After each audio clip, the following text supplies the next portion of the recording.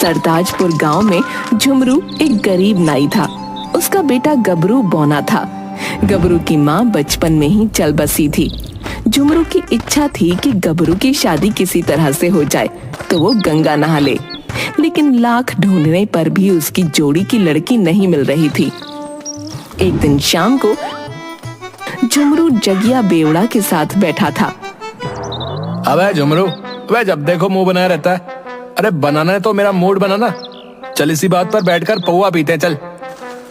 देख जगिया, मैं गबरू की शादी के बारे में सोचकर परेशान हूँ और तू मस्खरी कर रहा है।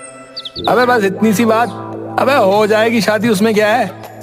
लेकिन पहले गबरू से पूछ ले, कहीं वो पहले से किसी को दिल ना दे बैठा हो। क्या मजाक करते हो यार, उस बौने को अपना दिल कौन लड़की देगी। तो ठीक है, जल्दी से तू एक खंबा मंगा, मैं गबरू के लिए लड़की के बारे में सोचता हूँ। याद आ गया यार, अरे वो बगल के गांव के लाला की लड़की भी बौनी है यार, वो भी उसके लिए योग्य वर ढूंढ रहे हैं। किस गांव का, कौन लाला? यही तो याद नहीं आ रहा। किस गांव का कौन लाला, किसने कहा था मुझे यार। बिना दारू के साला दिमाग ही काम नहीं करता यार। तू जल्दी से एक खंबा मंगा यार। ठीक है, अभी दारू लाता हूँ, तब तक तू याद कर।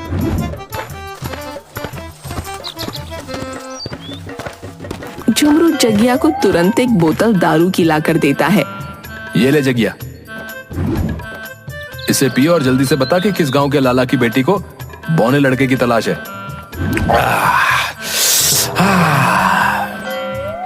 यार किसके यहाँ से लाए थे? मस्त झक्कास दारू थी यार। गले के नीचे पहुंचते ही नशा चढ़ गया यार। ठीक है भाई, अब जल्दी बता कि किस गांव के लाला की बात कर रहा है तू। लाला?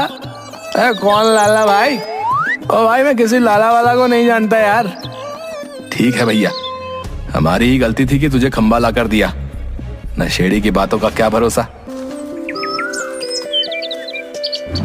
गांव का बेईमान आदमी बिलुआ एक दिन किसी काम से शहर गया था।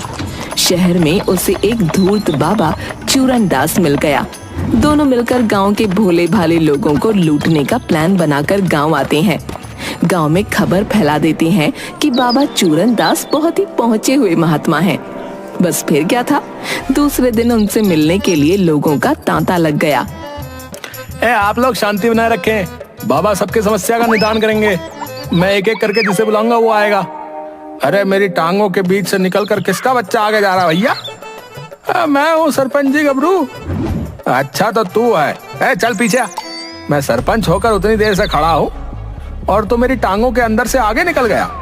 और देखो सरपंच जी, आप शादीशुदा हो, थोड़ा सब्र करो, हैं? बाबा से मिल लेना। लेकिन मेरी शादी सबसे जरूरी है, उम्र निकली जा रही है, पहले मुझे बाबा से मिलने दो। अबे गबरू पीछे जाओ, तुमसे आगे सरपंच चाचा थे। बिलवा भाई, तू तो मेरा सहपाठी रहा है, तू तो मेरी शादी ना होने का मर्म समझता है यार। ठीक है, शुक्र कर कि सरपंच जी है, अगर कोई दूसरा रहता तो तुम्हें कभी आगे नहीं आने देता। चुनाव में वोट ही नहीं देना, समझे? लेकिन ये गलत है। वैसे भी गांव का सरपंच होने के नाते मैं बाबा से पहले मिलूंगा। जाने दीजिए चाचा, बहुत दुखी है बेचारा। इसके सब साथी जो हैं अपने अपने बच्चों के बर्थडे में बुलाकर इससे ताली बजवाते हैं। सोचो कैसा महसूस होता होगा। और चुनाव भी तो नजदीक है। बिलुआ पहले जाकर चूरनदास को गबरू के बारे में एक कागज पर लिखकर थमा देता है। अलख निरंजन, बाबा बजाता है डमरू, मेरी बात कान खोल के सुन ले गबरू। वाह महाराज वाह, बिना पूछे ही मेरा नाम बता दिया आपने। आपने साबित कर दिया कि आप बहुत पहुंचे हुए फकीर हो। मत कर मेरी प्रशंसा, ऐसी बातें सुनने का हो गया हूँ आदी। सबके बच्चे खेल रहे हैं पर नहीं हुई तेरी शादी। जितना दुख था झेल लिया, अब और नहीं दुख झेलेगा। अगले साल तेरे आंगन में भी तेरा अपना बच्चा खेलेगा। गबरू सीधा चूरनदास का पैर पकड़ साष्टांग प्रणाम करता हुआ कहता है, मिल गए, मुझे असली महात्मा मिल गए। बाबा, मैं तब तक आपके पैर नहीं छोड़ूंगा जब तक मेरी शादी की खबर नहीं मिल जाती। अरे छोड़, दूसरे लोगों का भी कल्याण करना है। और सुन, तेरी शादी में राहु केतु का ग्रहण लगा है, उसके लिए यज्ञ करना होगा। जाकर 50,000 रुपए का इंतजाम कर। महाराज, उतना पैसा नहीं है हमारे पास, सच पूछो तो एक साथ इतना पैसा सपने में भी नहीं देखा है। मत बन तू अनजान, तेरे पास है अपना मकान, बेच डाल सारा सामान और करा ला कन्यादान। बिलवा से मिल, वो दे देगा तुझे ज्ञान। बिलुआ कोने में ले जाकर गबरू को कुछ समझाता है, फिर चूरन दास को एक पर्चा देकर सरपंच को बुलाता है। प्रणाम बाबा। कलाबाजी में लंगूर, लोमड़ी के खट्टे अंगूर। स्वागत है सरताजपुर का सरपंच चतुर। आप तो अंतर्यामी है महाराज, अब आपसे क्या छुपा है। तोल मोल के बोल, बंद कर दे कुछ दिन काम सब झोल। चालाकियां अपनी तुरंत कर दे बंद, चुनाव में इस बार सामने है हुकुमचंद। बिल्कुल सही महाराज, एक एक वाक्य सत्य है। कोई उपाय बताएं बाबा कि विरोधी जीत ना पाए, मैं अपने पद से हटना नहीं चाहता। तेरा शनि है उखड़ा, 7.5 का है दुखड़ा। ग्रह नक्षत्र की है बिगड़ी चाल, सब सुधर जाएंगे बस निकालना पड़ेगा माल। महाराज जी, मुझे किसी भी तरह चुनाव जीतना है, चाहे पैसा पानी की तरह ही क्यों ना बहे। तुम पानी की तरह पैसे बहाओ, मैं चलूंगा ऐसा दांव कि जीत जाओगे चुनाव। चतुर सिंह लगभग अपनी आधी संपत्ति चूरन दास को दे देता है। इधर गबरू भी अपने मकान पर ऋण उठाकर बाबा चूरन दास को लाकर दे देता है। इसी तरह और गांव वालों से ठग कर चूरन दास और बिलुआ रातों रात गांव से फरार हो जाते हैं। तभी डाकू संपत सिंह और जगीरा अपने गैंग के साथ उस रास्ते से गुजर रहे थे। जगीरा, इतनी रात को 2 लोग बोरे में भरकर क्या ले जा रहे हैं, पकड़ो उसे। जगीरा खदेड़ कर दोनों को पकड़ लेता है।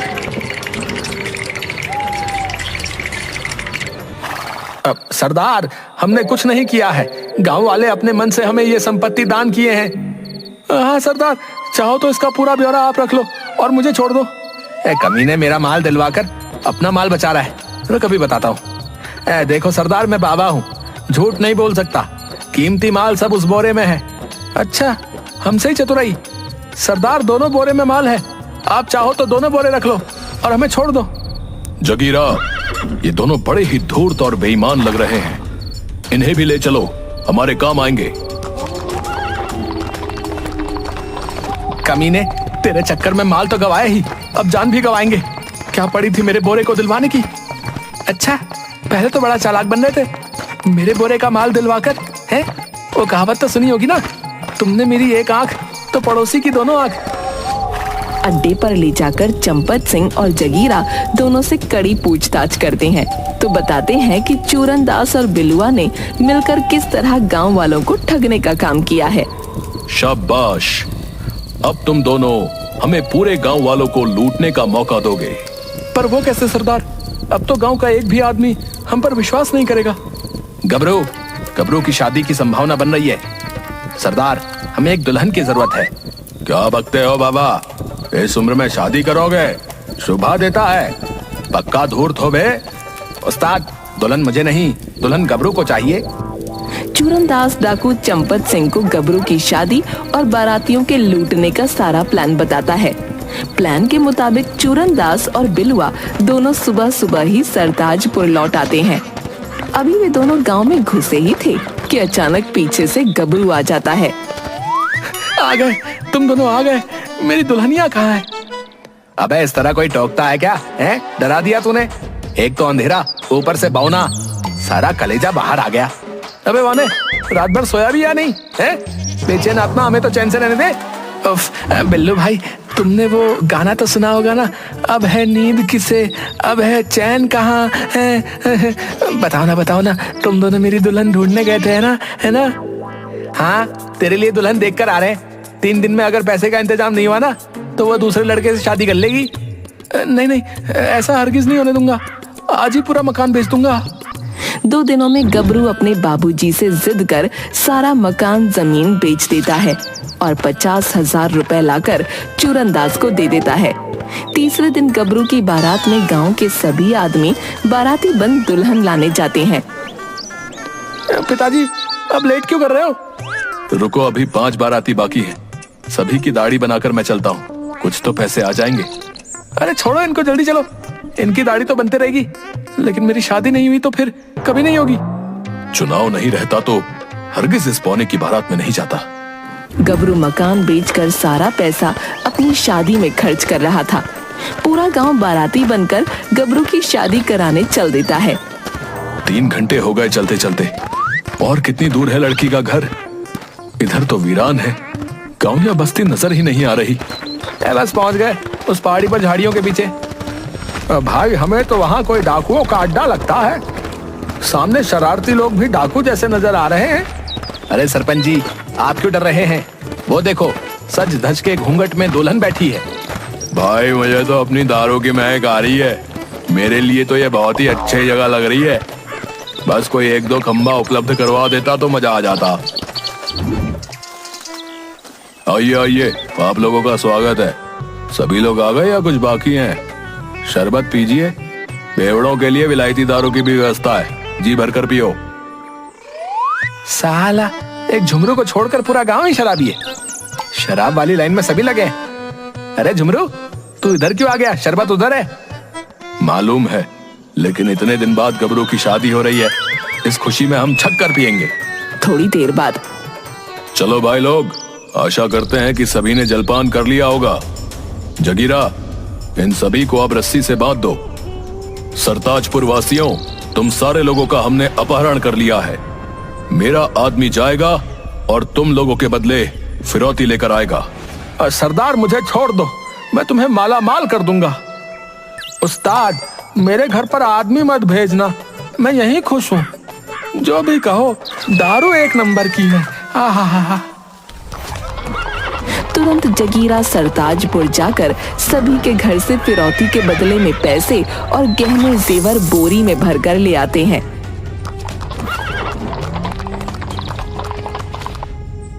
क्यों रे जगीरा, सबके घर से फिरौती के पैसे मिल गए ना? हाँ सरदार, सभी के घर से पैसे आ गए। तो छोड़ दो इन गांव वालों को। सरदार, ये अड्डा नहीं, हम बेवड़ों की जन्नत है। मैं इसे छोड़कर गांव नहीं जाऊंगा। सरदार, माई बाप, मैं भी गांव नहीं जाना चाहता। जगिया को तो पौवा चाहिए, तुम्हें क्या चाहिए? हमें पौवा नहीं, हमें आश्रय चाहिए। मैंने चूरनदास के साथ पूरे गांव को लूटा है। अगर मैं गांव गया तो सब मिलकर मुझे कूट देंगे। मैं बिना दुल्हन के नहीं जाऊंगा। ठीक है, कालू मदारी, अपनी बेटी को गबरू के साथ विदा कर दो। जा बेटी जा, अब गबरू तेरा मालिक है। अब तुझे उसी के इशारों पर नाचना पड़ेगा। लाल चुनरिया ओढ़ी दुल्हन गबरू के साथ चल देती है। रास्ते में कुछ भी कहो, थोड़ी मटक कर चल रही है, पर गबरू की जोड़ी सही मिली है। मालिक, इसके चलते घर बार सब बिक गए। तभी एक हवा का झोंका दुल्हन की चुनरी उड़ा ले जाता है। साला, दारू का नशा अभी तक नहीं उतरा यार। हैं? ये मुझे गबरू की दुल्हन बंदरिया जैसी नजर आ रही है यार। है? अबे बंदरिया ही है। कालू मदारी की बंदरिया खी करते हुए डाकू के अड्डे की तरफ भाग जाती है। कोई रोको, मेरी दुल्हनिया भाग रही है। जाने दे बेटा, तेरी शादी के चलते पूरा गांव लुट गया।